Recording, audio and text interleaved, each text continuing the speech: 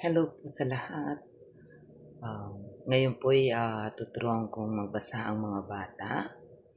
Siyempre, magsisimula po tayo dun sa sounds muna bago natin basahin ang mga salita o mga words. So, dito po, babasahin natin yung Tagalog at English na words na ipapakita ko dun sa screen. At una, ipakinggan nyo muna po yung sounds. Mag-start po tayo, magsimula po tayo sa A. A. Pakinggan po natin. A. A. A. A. A. Ayan.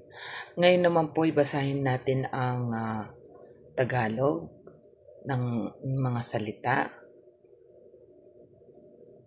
Makikita nyo po sa screen natin. Ayan, makikita po ninyo. A. Alahas. A.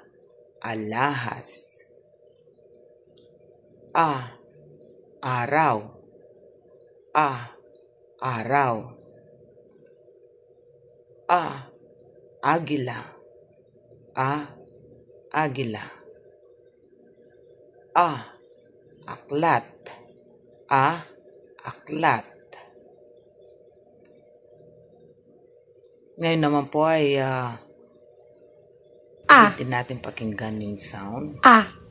A. Tingnan po ninyo yung bibig. A. A. English naman po tayo ngayon.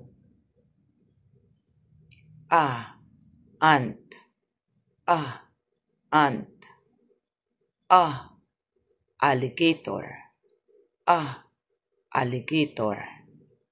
A. Astronaut. A. Astronaut. A. Apple. A. Apple. Salamat po sa pakikinig.